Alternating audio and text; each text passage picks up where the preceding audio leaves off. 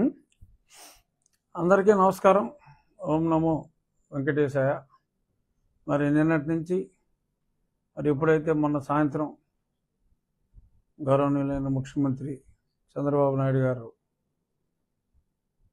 ఆ ఆవు నెయ్యిలో లడ్డూ తయారీకి వాడే ఆవు నెయ్యిలో మరి పందికి సంబంధించిన కొవ్వు, అలాగే యానిమల్ మటన్ టాలో అంటారు,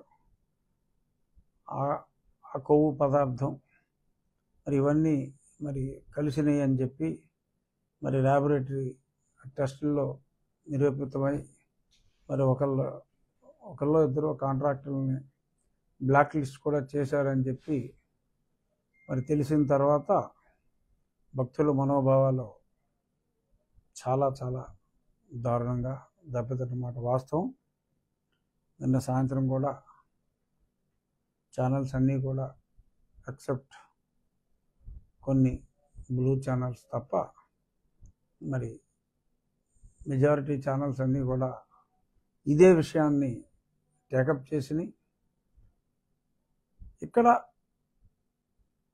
కల్తీ అన్నది నిజం, అందులో ఎటువంటి అనుమానం లేదు.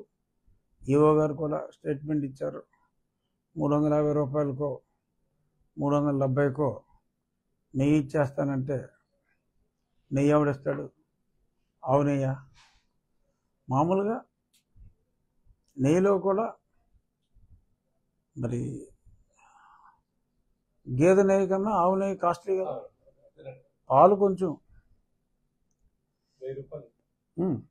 రిటైల్లో మారుతూ ఉంటుంది, బట్ హోల్సేల్లో టన్నుల లెక్కన కొన్నప్పుడు 500 రూపాయలకి అలా కొంటున్నారు. ఇది 320. మరి 320 కొన్నామని చెప్పి ఏదో రివర్స్ టెండర్లో అంత సేవ్ చేసాం ఇంత సేవ్ చేసామని చెప్పి మాట్లాడటం కోసం మరి అదైతే 100 రూపాయలు కూడా ఉండదు. అదంతా సబ్బుల తయారీలో వాడతారు ఈ పదార్థాన్ని, ఈ పర్టికులర్ కొవ్వు పదార్థాన్ని. బాగా నొరగొస్తుందని చెప్పి కొంచెం కాస్ట్లీ సబ్బుల్లో ఈ లార్డ్ అనగా పంది కొవ్వు, మటన్ టాలో అంటే ఓకే, అది పశువుది కావచ్చు, అంటే మేక, గుర్రె, గొడ్డు, ఇటువంటి దాని కొవ్వు మటన్ టాలో అంటారు. మరి దాని సపోనిఫికేషన్ వాల్యూస్, అది సింపుల్ టెస్ట్. అది మరి ఆ ల్యాబొరేటరీకి 60-70 లక్షలు ఖర్చు అవుతుంది.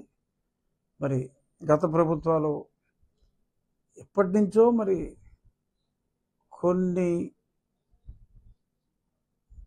వేల టన్నుల అనాలా, కనీసం వేల అనాలా, సుమారు 1,00,000 టన్ను అనాలా, దగ్గర లక్ష టన్ను కొనుగోలు చేసేటప్పుడు మరి మామూలుగానే మరి పాలు కల్తీ, నెయ్యి కల్తీ, ఈ కల్తీ యుగంలో మరి నెయ్యిలో కల్తీ ఉందా లేదా అన్నది ఆఫ్టర్ ఆల్ పెద్ద ఖర్చు కూడా కాదు. మరి ల్యాబొరేటరీ ఇప్పుడు దాకా మరి ఎందుకు లేదు మరి తిరుమల తిరుపతి దేవస్థానంలో అన్నది అది $1 బిలియన్ ప్రశ్న. ప్రభుత్వానికి సంబంధం లేదు. తిరుమల తిరుపతి దేవస్థానం ఇండిపెండెంట్ బాడీ. అంటే రాష్ట్ర ప్రభుత్వం ల్యాబొరేటరీ లేదని తప్పని నేను అన్ను, ఎందుకంటే ప్రభుత్వాలు మారుతూ ఉంటాయి.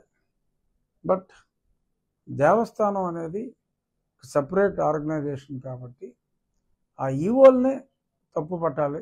ఎందుకంటే దారుణం. ఒక టెస్టింగ్ ల్యాబొరేటరీ ఉంటే 6 నెలలకు ఒకసారి ఏదో కన్సైన్మెంట్ వచ్చినప్పుడు యూనిఫామ్ శాంపుల్ ఎలా తెస్తారు? అక్కడ బోల్ మేనేజ్మెంట్లు ఉంటాయి. ఓ ట్రక్ వస్తుంది, లైట్ ఉందన్న తీసి, ఒక ట్రక్ వస్తుంది, ఆ ట్రక్కు టెస్ట్ చేస్తారు, ఆ కన్సైన్మెంట్ అంతా ఇంకా వదిలేస్తారు. మరి అది కరెక్ట్ కాదు. సింపుల్ టెస్ట్, ప్రతి కంటైనర్ని ఒక శాంపుల్ తీసుకుని దాన్ని కంపల్సరీగా టెస్ట్ చేయవలసిన అవసరం ఉంది. Test cost is nothing. సుమారు 400 నుంచి 500 కోట్ల ఖరీదు చేస్తూ ఉంటే మరి అక్కడ ల్యాబొరేటరీ కూడా లేకపోవటం మరి చాలా దురదృష్టం. మరి అఫ్కోర్స్ చైర్మన్లకి పొలిటికల్ నామినేషన్లు అయి ఉండొచ్చు, వారికి ఉండవలసిన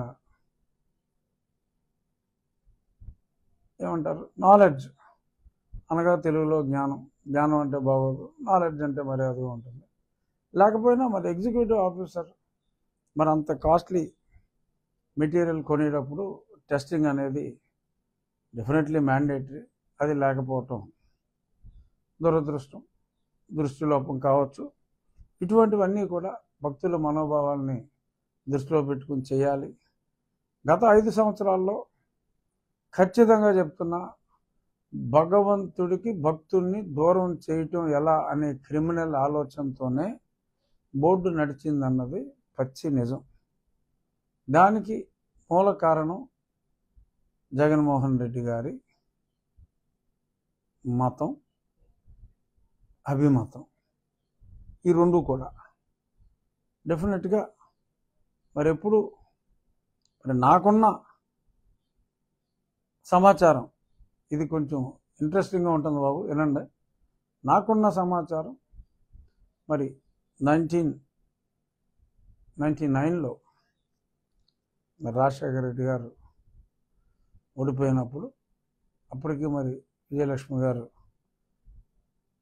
క్రైస్తవం ఉన్నప్పటికీ భర్త రీత్యా వారి కుటుంబం స్వతహాగా హిందూ కుటుంబం, మ్యారేజ్కి ముందు వారు తిరుపతి కూడా కొన్నిసార్లు వెళ్ళారు. చాలామంది అన్ని మతాలని దేవుడే అనే ఉద్దేశంలో ఉంటారు. బట్ అప్పుడు మరి ఎవరో పేర్లు అనవసరం, కానీ ఇతర దేవుడు ఎవరైనా కూడా క్రిస్టియానిటీలో ఆ దేవుణ్ణి కూడా సైతాన్గా భావిస్తారు. అదే మతంలోనే ఉంది. నేను ఒక్కడినే దేవుడను, మిగిలిన వారందరూ ఉంటుంది కదా. దిస్ ఈజ్ మై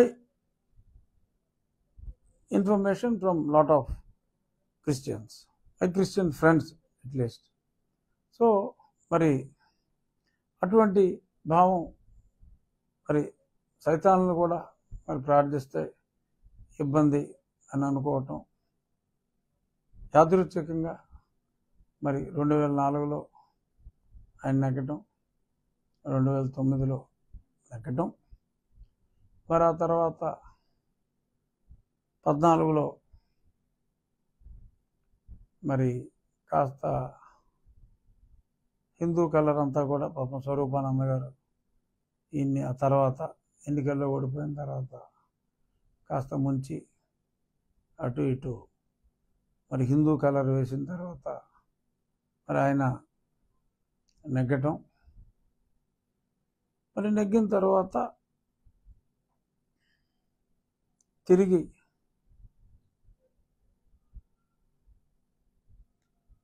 కొన్నిసార్లు గుడికి వెళ్ళటం, ఇటువంటివి జరిగినాయి కదా. ఆ తర్వాత శ్రీమతి భారతి గారు వెళ్ళకపోయినా మరి 24లో మరి దారుణంగా ఓడిపోవటం కూడా ఆ పూజా ఫలితం అని అనుకున్నట్టుగా, అంటే it may sound illogical, but కొన్ని ఫ్యాక్ట్స్ ఇల్లాజికల్గానే ఉంటాయి. మరి ఆ పూజా ఫలితంగా కొంచెం పూజా నటన అనుకోవచ్చు, ఏదైనా అనుకోవచ్చు, ఆ ఫలితంగా మరి ఆయన తిరిగి ఓడిపోయినట్టు కొందరు వారి కుటుంబంలో ఫీల్ అవుతున్నారు. ఏదేమైనా భగవంతుడికి భక్తుల్ని దూరం చేయటంలో కొంతవరకు, ఫర్ ఎగ్జాంపుల్ తిరుపతిలో వాటర్ బాటిల్ 60 రూపాయలు, వాళ్ళు అమ్మిందే కొనాలి, అదంతా వైఎస్ఆర్ బ్యాచ్. మరి ఇప్పుడు మార్చారో లేదో, ఇంకా అదే కంటిన్యూ అవుతుందేమో నాకు తెలియదు.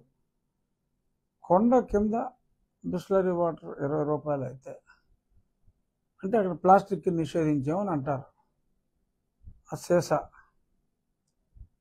60 రూపాయలకే సీసా నీళ్ళు, మంచినీళ్ళు ఎందుకు అమ్మాలి? సీసా ఖరీదు 10 రూపాయలే, నీటి ఖరీదు ఇంకో 15 రూపాయలు వేసుకున్నా 25 రూపాయలకి సీసాలో అమ్మవచ్చు.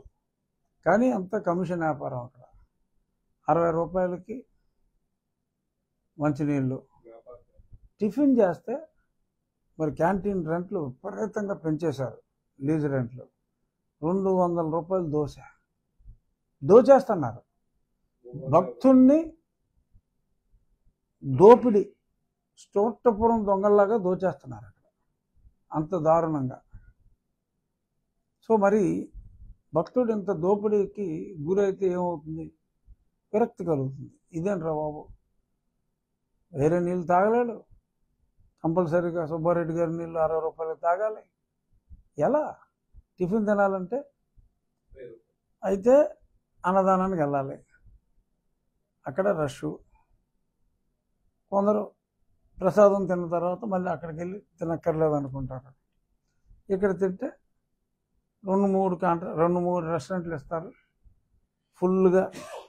ఒకటి అఫీషియల్ రెంటు, ఇంకోటి అన్అఫీషియల్ దంచుడు. మరి వాళ్ళేమో జనాల మీద పడి తినాలి.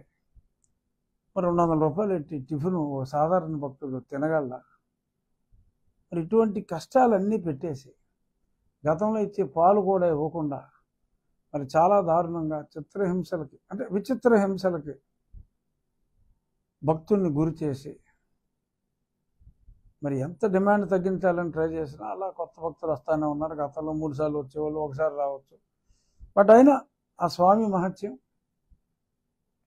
వీళ్ళు ఎన్ని కుట్రలు చేసినా సరే వస్తూనే ఉన్నారు. భక్తుల సంఖ్య అయితే ఎన్ని కుట్రలు చేసినా పెరుగుతూనే ఉంది. ఇప్పుడు ఎవరో డొనేషన్ ఇచ్చారు, ప్రతి బిల్డింగ్ ఎవరో ఇస్తే కట్టారు. వీడు అద్దెందుకు పెంచాలని నాకు తెలియగలుగుతాను. జెరూసలం వెళ్తే రాయితీ ఇస్తావా? మక్కా వెళ్తే రాయితీ ఇస్తావా? మరి ఇక్కడికి వస్తే ట్యాక్సుల మీద ట్యాక్సులు వేసేస్తావా? 60 రూపాయలకు అమ్ముతావా? మరి ఇప్పటికైనా సరే మా ప్రభుత్వం మరి 60 రూపాయలకే ఇంకా అమ్మనేస్తుందా? మరి శ్యామలరావు గారు అవన్నీ చూస్తున్నారా నాకు తెలియదు. బట్ మంచినీరుని సాధారణ ధరలకి తీసుకురావాల్సిన అవసరం ఉంది. అలాగే ఆ రూమ్ రెంట్లు కూడా, అంటే విఐపీలు ఒళ్ళుబలిసిన వాళ్ళు ఒక 5,000 రూపాయలు 10,000 చేసుకుంటే చేసుకో, కానీ సాధారణ భక్తులకి అలాట్ చేసే ఆ ఏటీజీలు ఇవన్నీ చాలా ఉన్నాయి. వాటికి వెంకటాద్రి ఇవి ఉన్నాయి కదా, చాలా నారాయణాద్రులు, ఇవన్నీ కూడా సడన్గా ఒక ఏసీ వేసేసి 2,000 చేశారు. ఒక ఏసీ వేసేస్తే 1,500 రూపాయలు రెంట్ ఎలా పెరిగిపోతుందండి. సో ఇది సాధారణ భక్తుడిని, ఆ భక్తుడికి 2 రూపాయలు మిగిలితే ఏం చేస్తాడు? హుండీలో వేస్తాడు. ఆ హుండీలో వేసి దాన్ని దోపిడీ చేయవలసిన అవసరం ఉంది. వెంకటేశ్వర స్వామికి అన్న డబ్బులు కరువా? రోజు 3.5 నుంచి 4 కోట్ల డబ్బు వస్తుంది, అయినా ఇంత దోచుకోవటం అవసరం ఉందా? భక్తులకి ఫెసిలిటీస్ ఎలా పెంచాలి? ఇవన్నీ చూడటం మానేసి ఒక ఇబ్బంది పెట్టే కమర్షియల్ ఆర్గనైజేషన్గా గత 5 సంవత్సరాల్లో అది మారిందన్నమాట పచ్చి వాస్తవం. ఒక భక్తుడిగా నేను చెప్తున్నా. వాటర్ కోసం చెప్పారు, ఇదే మీ కాన్స్టిట్యున్సీలో వాళ్ళే మేజర్ డోనర్గా రాజు వెంకటేశ్వర ఫౌండేషన్ అత్యధిక ప్యూరిఫై ఆల్మోస్ట్ ఆల్ ఇండియాలో చేశారు. 20 కోట్లు ఖర్చు దాన్నే అది ఈ బాటిల్ సిస్టమ్ రాకముందు అదే యూజ్ చేశారు. దాన్ని ఎందుకు టీటీడీ పక్కన పెట్టిందంటే దాన్ని తీసుకురావడానికి మీరు ఏమన్నా ట్రై చేస్తారా? భక్తుని భగవంతుడికి దూరం చేసే ప్రయత్నంలో అది జరిగింది. ఇప్పుడు కొత్త రాబోయే ధర్మకర్తల మండలి కావచ్చు, ఇప్పుడున్న అడ్మినిస్ట్రేషన్ కొండ మీద వెంకయ్య చౌదరి గారు కానీ, కింద ఉన్న శ్యామలరావు గారు కానీ, మరి ఆ బోర్డు ఎప్పుడు ఫామ్ అవుతుందో మనకు తెలియదు. 3 నెలలుగా ఇవాళ రేపు అనుకుంటున్నాం. బట్ ఆలస్యమైన మరి అధికారులు అవన్నీ ఇమీడియట్గా యుద్ధ ప్రాతిపదికన టేకప్ చేయాలి. Best quality water treatment plant పెట్టడం జరిగింది. ఆ ట్రీట్ చేసిన వాటర్ని బాటిల్స్ టీటీడీ ఇవ్వచ్చు. ఆ వాటర్ని ఫిల్ చేసి టీటీడీ ఉచితంగా ఇవ్వచ్చు. ఆ సీసాలని మళ్ళీ హ్యాండ్ ఓవర్ చేయాలి.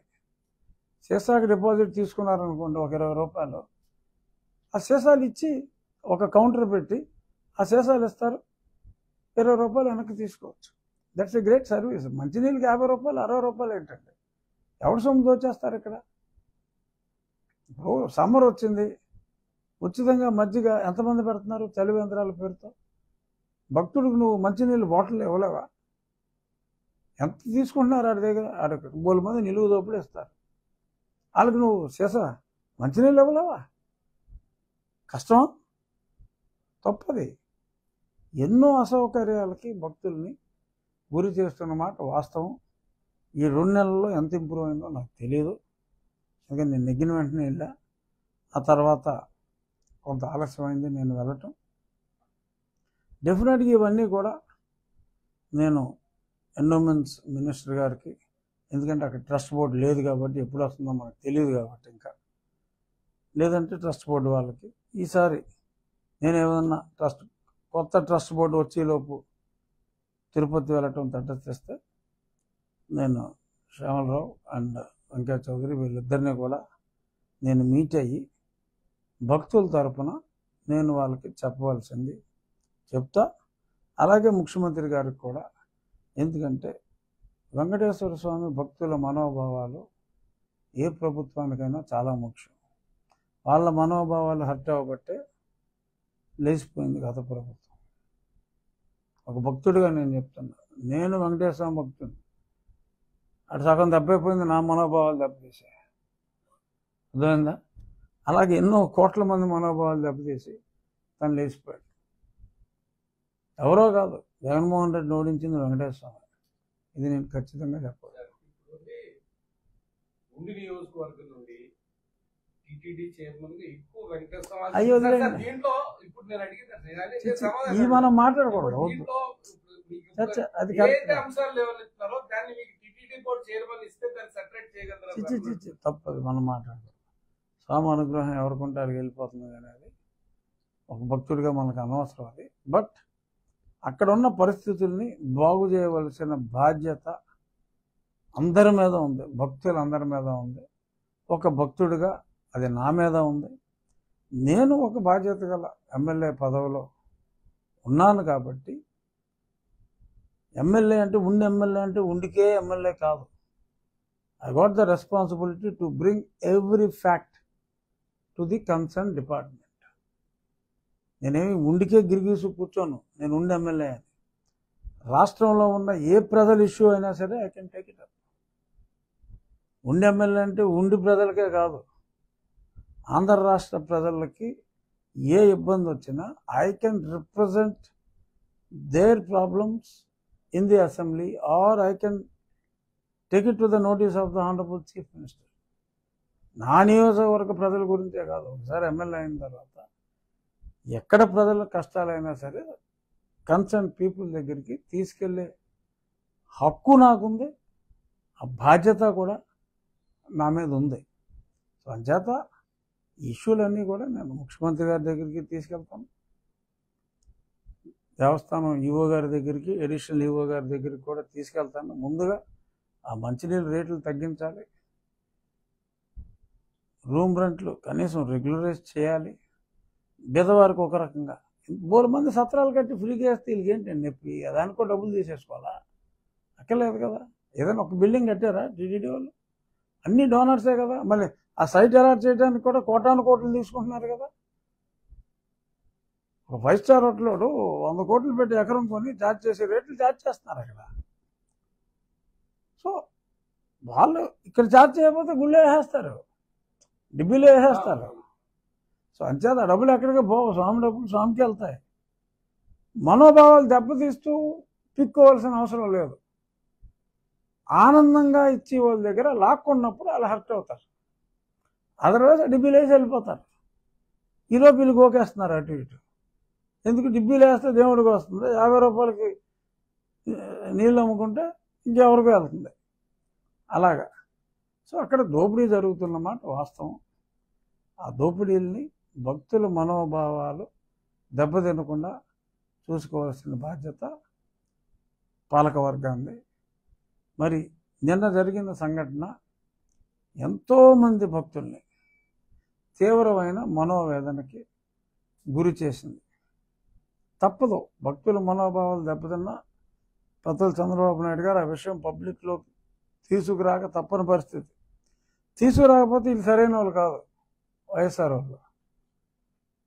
తర్వాత ఇదిగో ఇప్పుడు అంటున్నారు కదా, ఆల్రెడీ వాళ్ళ సాక్షులు అన్నాడు, ఇది జూన్లో మీది శాంపుల్, జూన్కి మీరు వచ్చేసారు కదా అని.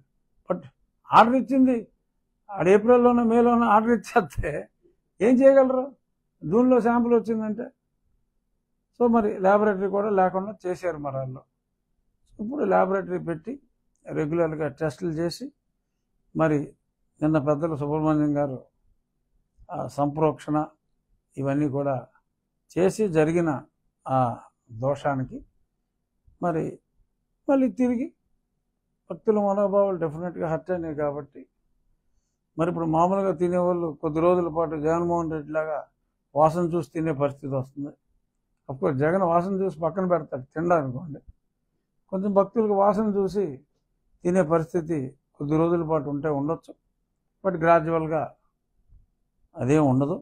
డెఫినెట్గా రాబోయే రోజుల్లో ఇవాళ మనం డిస్కస్ చేసినవి అన్నీ కూడా పరిగణలోకి తీసుకుంటారని ముఖ్యమంత్రి గారు కూడా వారికి చెప్తారని చెప్పి నేను మనస్ఫూర్తిగా ఆశిస్తున్నా. ఇక నా కేసు విషయానికి వస్తే మరి వాళ్ళ ఆర్గ్యుమెంట్స్ జరిగినాయి.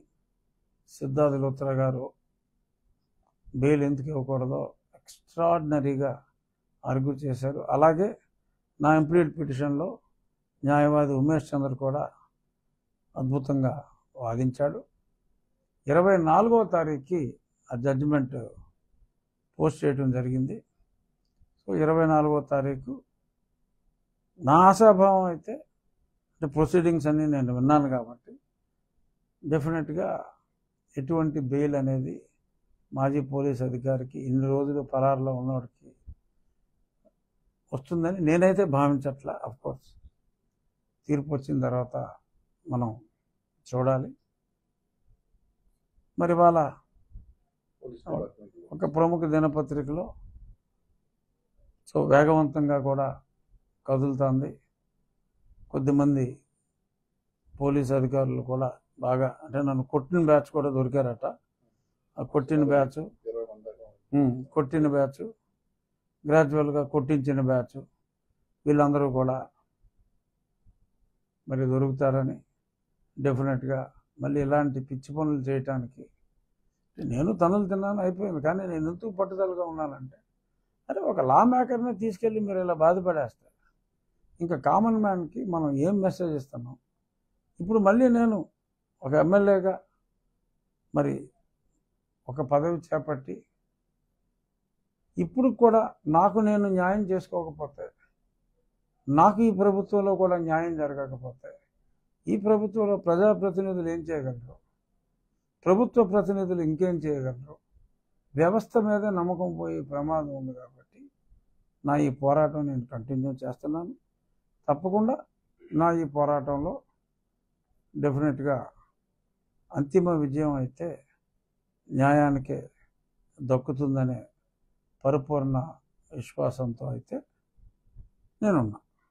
సార్, మీరు ఇతను ఇంతకాలం నుంచి అప్ స్టాండర్డ్లో ఉన్నా మీరు హోమ్ మినిస్టర్ గారి దృష్టికి తీసుకెళ్లారు. ఇప్పటి వరకు ఆయన ట్రేస్ చేయకపోవడం గల కారణం ఏంటంటే, దీంట్లో బలమైన ఏమన్నా మీ పార్టీ నుంచి ఏమన్నా ఆయన బ్లెస్సింగ్స్ ఉన్నాయని అనుకోవచ్చా? మా పార్టీ నుంచి బ్లెస్సింగ్స్ ఉండే అవకాశం డెఫినెట్గా లేదు. బట్ మరి ఎంతైనా ఎక్స్ పోలీస్ కాబట్టి ఈ పోలీస్ శాఖలోనే మరి అతనికి కొంత కోఆపరేషన్ ఉందేమో అన్న అనుమానం అయితే నాకు పూర్తిగా ఉంది. మరి ఇన్ని రోజులు పట్టుకోకపోవటం చిన్న విషయంలో ఉంటేనే ఎక్కడ ఉన్నవాడు తీసుకొచ్చేస్తాం కదా సార్. ఇంత పెద్ద విషయం పట్టుకోవడం ఎంతవరకు రీజన్ అంటారండి? అంటే డెఫినెట్గా కొంత అయోమయానికి గురి చేసింది, అందులో ఎటువంటి సందేహం లేదు. ఇంకోటి కమింగ్ బ్యాక్ టు ఇందాకటి ఇష్యూ, జగన్మోహన్ రెడ్డి గారికి ఎవరైనా బొట్టు పెట్టుకుంటే కూడా ఇష్టం ఉండదు. నాకు తెలుసు ఒకళ్ళిద్దరిని బొట్టు పెట్టుకుని వెళ్తే చిరాకు పడ్డాడు ఆయన గతంలో. ఒకసారి నేను చెప్పాను రచబండలో కూడా, పేర్లు ఇంటి పేరులో రెడ్డి, ఒంటి పేరులో రెడ్డి ఉన్న ఓ రెడ్డి గారిని అంత బొట్లు పెట్టి రామాకని చెప్పి తను చిరాకు పడతాం, ఇవన్నీ కూడా ఉన్నాయి. బట్ పాలకుడికి ఇవన్నీ కరెక్ట్ కాదు. మన సెక్యులర్ కంట్రీలో అన్ని మతాలని కూడా గౌరవించవలసిన బాధ్యత ఉంది. తన మతాన్ని తను ప్రేమించుకోవచ్చు. నేను హిందూ మతాన్ని ప్రేమించినట్టు, హిందూ గాడ్స్ని నేను ప్రేమించినట్టు. బట్ నేను జీసస్ని ద్వేషించను. మిషనరీ స్కూల్స్లో చదువుకున్నా, ఎక్కడ వాటికన్లో చర్చికి వెళ్ళినప్పుడు ఇలా అనుకుంటాం. అందరూ ఎలా అనుకుంటారో అలాగే అనుకుంటాం.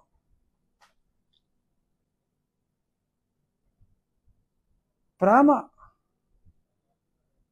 వేరు, నమ్మకం వేరు. ద్వేషం ఉండకూడదు, కానీ అన్ఫార్చునేట్గా మరి ద్వేషం అనే అనిపిస్తుంది ఇవన్నీ కూడా చూసినప్పుడు. మరి తను